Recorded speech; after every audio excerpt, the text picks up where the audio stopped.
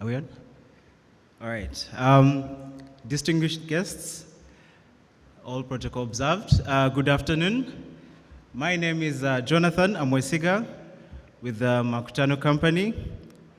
And today, mine is a very simple one.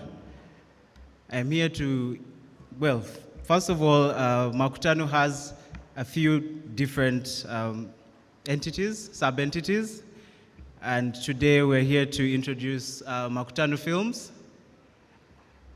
which over the years we have been, Makutano has been engaging, it has been endeavoring to spark different conversations in the various sectors, as we have energy, today we have agriculture, and in that same effort, we're looking to use film as a way to engage you and also to start those conversations.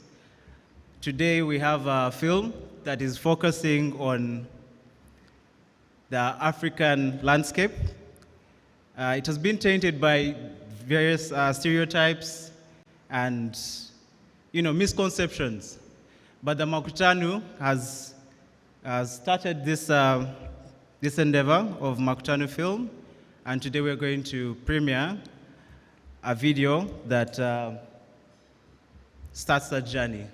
Please join us in this journey and view the video. Right after this, we'll have QR codes which you can scan to take you to the video. Don't forget to subscribe and like. Please enjoy.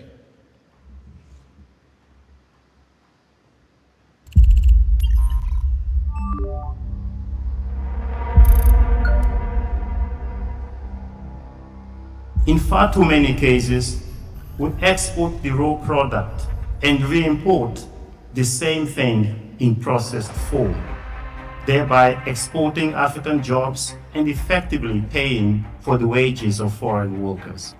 Industrialization is not an option for Africa, it's an imperative.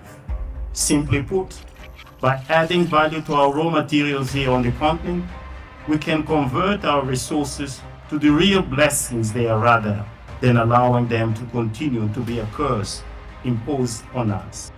Ruchir Sharma, in a December 2023 Financial Times op-ed, bluntly titled, "The World Economy's Biggest Problem is Africa," argued that the biggest problem for global growth is Africa, now home to 1.5 billion people. For the world economy to grow faster as a whole, Africa would need to find a way to employ these workers productively and capitalize on its demographic dividend.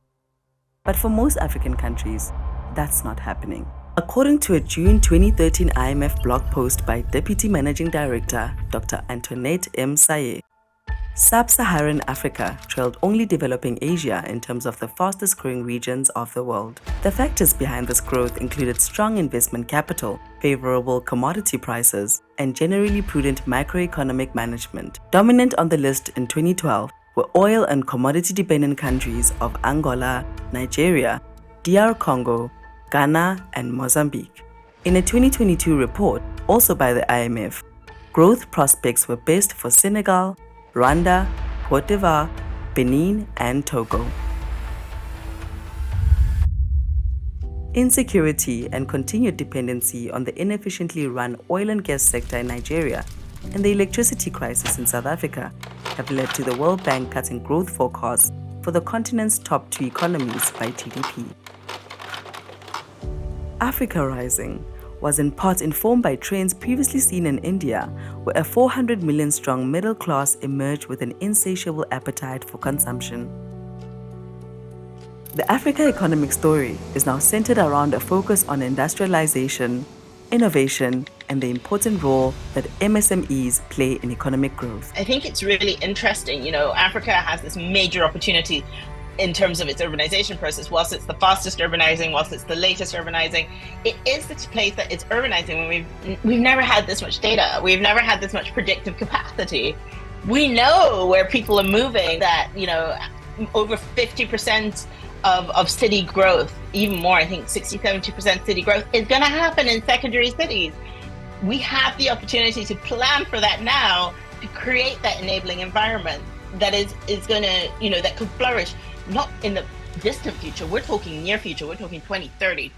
There's evidence of this in countries such as Vietnam that has built a robust industrial sector. Vietnam's march towards industrialization is evidenced in their sectoral breakdown of GDP. According to the General Statistics Office in Vietnam, the agriculture, forestry, and fishery sectors accounted for 12% of GDP in 2022. Industry accounted for 38%, and the services sector accounted for 41.33%. The comparative analysis for a few African countries paints a different picture. There are immediate opportunities for Africa in, amongst others, the food, pharmaceutical, and the textile and apparel value chains.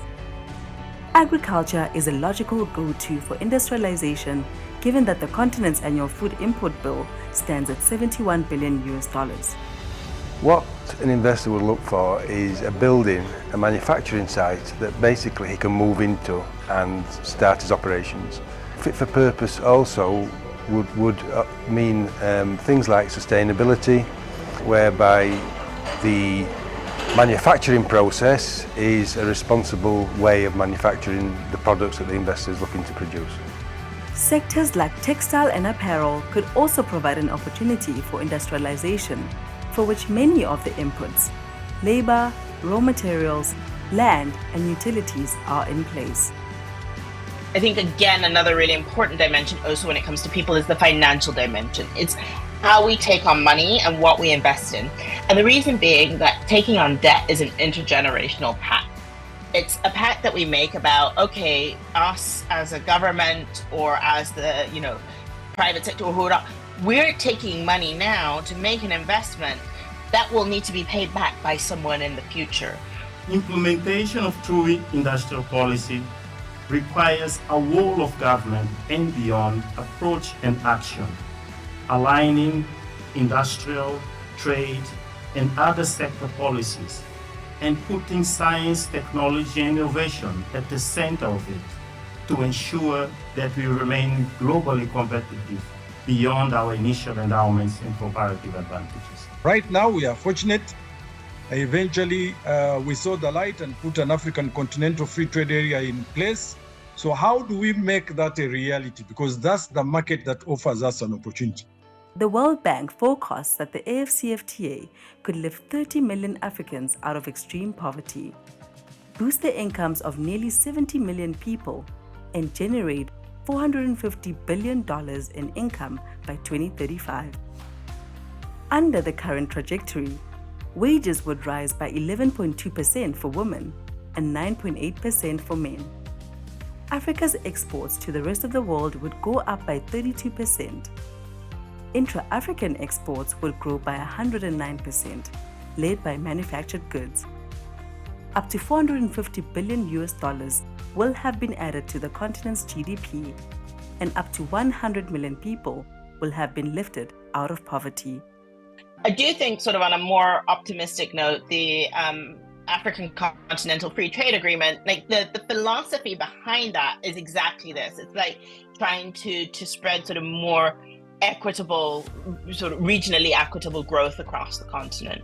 On the long-term basis, we really need to have our capital markets issuing innovative instruments and so on and so forth. So that's what I would like to see in 10 years' time. As we drive industrialization, let's also realize that industrialization needs resources. A well thought out and coordinated commodity strategy, implemented in a coordinated fashion, is one of the routes for Africa to gain a fair share of the resource rent in the short term, and to mobilize the resources necessary to finance its industrialization agenda in the long term.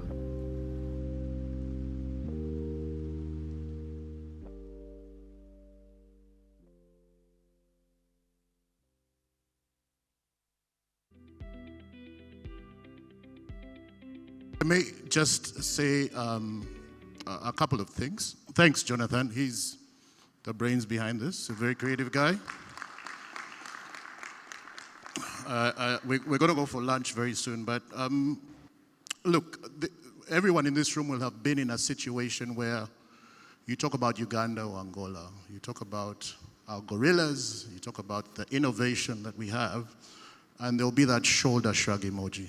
Because the stories out there are not crafted by us, they're not told by us. So there's only so much you can do in a policy conversation like this, but content with the platforms that we now have needs to go viral. So we need to create our own stories and make sure that the narrative is shifted. And this is really why we're doing this. So there's I don't know if it was Chinua Achebe who said that until the lions have their own historians, the history of the hunt will always glorify the hunter.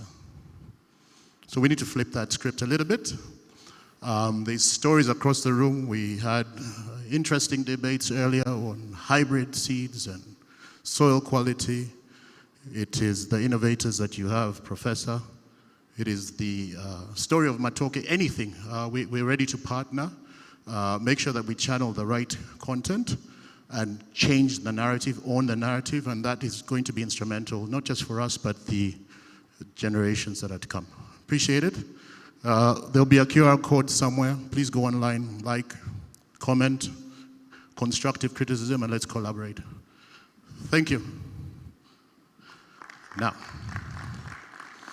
thanks to Mark, we had a panel that spilled over, so we can't deny the impulses to grab a bite right now. But I think the team is figuring out on how to combine the second morning session with the fireside chat. They'll figure it out. So we're going to take a break now. Barbara? Yeah? So we'll be back at about 2 o'clock? 5 past 2. So on the way out, some of the designs that the team from Professor's School are in the foyer, in and out. You can go. I think the students will be by them. And then we can network during lunch. Thank you.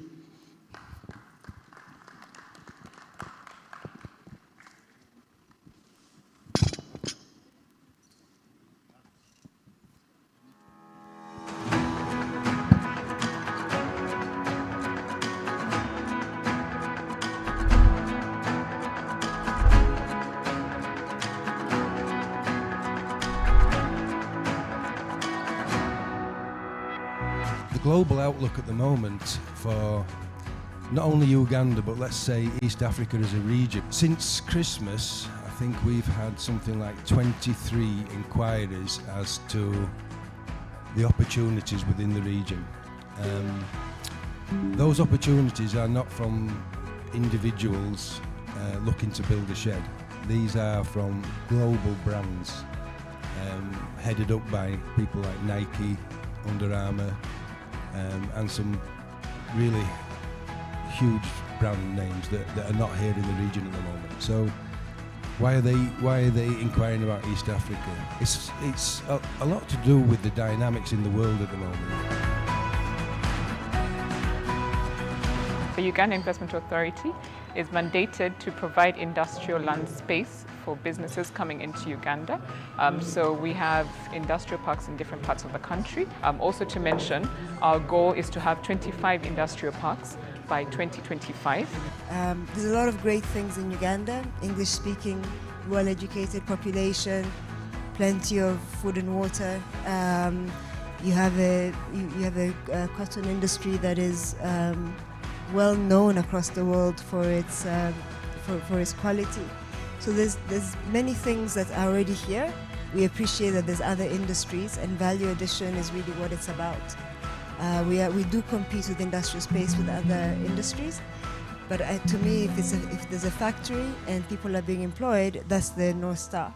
What's the demand size for this infrastructure in terms of how many offtakers are you seeing coming into the market? When you build a port, an inland port, when you build a warehouse complex, or when you build a railway terminal, they exist for maybe even up to a century. And to understand how industrial parks have come into play, it's been predominantly the big industries. So they go in there, they get a piece of land, they build what they call custom purpose built for them, own occupation. We've seen very little investment into the bricks and mortars to be rented out to third parties and things like that. And because of that, the general feeling in the market is that this is for your big industrialists, the manufacturing guys and all that. So when we talk about fit for purpose, we usually marry that with plug and play. So what an investor would look for is a building, a manufacturing site that basically he can move into and start his operations. Now, if you're a private investor and probably you have expertise, you have finance, you want to work with the local governments, there's also a way you can start a project. There's a procedure which we call an unsolicited proposals. So you can bring your proposal to the local government. If it's in line with their strategic, we shall appraise your feasibility study, recommend it to the PPP committee, who can then pass your project. All of last week, the ESC was discussing regulations, what they call special economic zones. Now the difference between EPZs or export potential zones and SEZs is that for EPZs, the core factor or the core instrument purpose is to develop export. Now SEZs on the other hand give the person an option to also import substitute. The law that is going to happen that whoever will operate in the SEZ will also be allowed to sell in the domestic market. Our focus in forestry is on the sustainable planted forestry. So this is where we are looking at the cyclical nature of planting, harvesting, and replanting, so that it's quite a sustainable resource, supporting the government to achieve some of its goals. The gap here in Uganda, we are looking at where do they take their trees, and this gap can be fixed by looking at processing. And that's why we are here when it comes to looking at the industrial zones. There's always mention around finance, the need for finance, for projects, for investments, but it's more than finance. I mean, as we've been told, there are other things like market and regulation.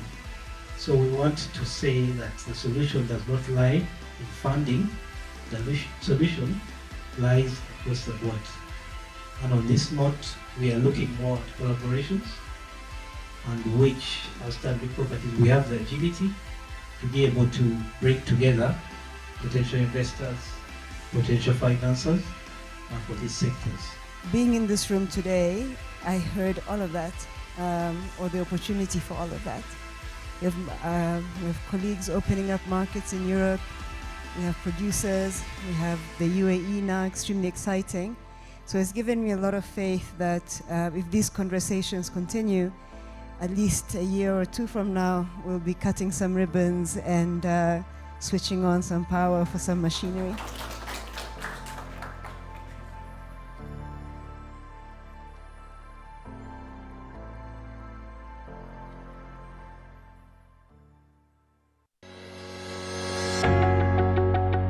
Ladies and gentlemen, welcome to this year's first Mkutano. The theme is agro-industrialization for job creation and wealth. I'd like to thank the organizers and the founder of the Mkutano for bringing us together. Agriculture remains the backbone of Uganda's economy, the means of livelihood for most of the rural population.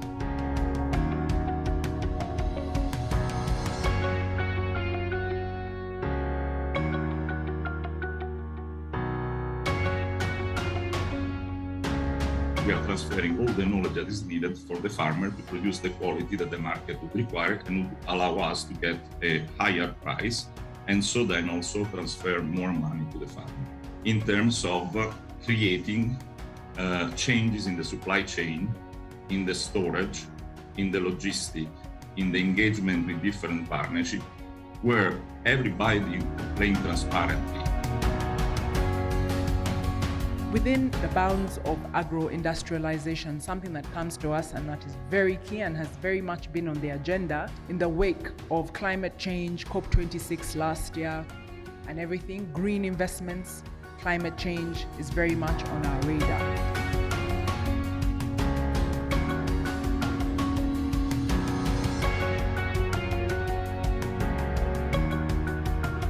the Ministry of Agriculture, Animal Industry and Fisheries has developed an agricultural value chain development strategy that is looking at production, storage, agro-processing, research, breeds, appropriate technology including mechanization, policy, regulations, guidelines are prioritized.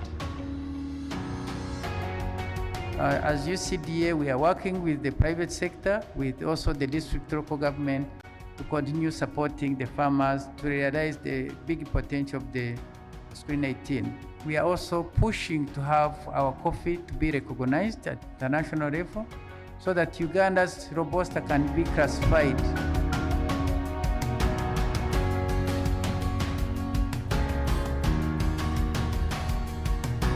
For Uganda to achieve this goal, it must address certain challenges. First is the access to infrastructure, such as roads, railways, electricity, but access to water that is a fundamental in agriculture.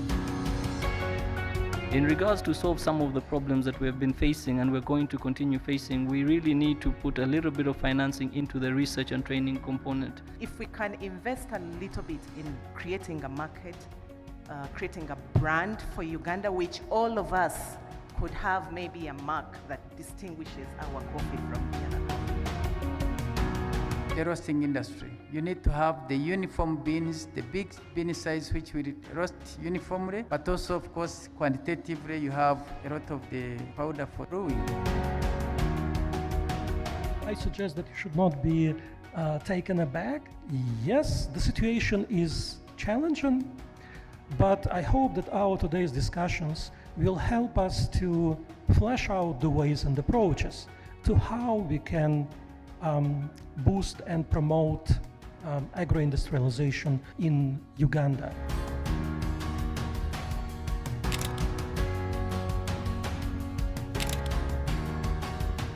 As development partners who are putting resources in agriculture, we need again to convene a similar engagement so that we harmonize on the contributions towards agro-industrialization, and we know these are making a contribution on production and productivity so that we have room to make adjustments so that we move together and moving in harmony, not in competition.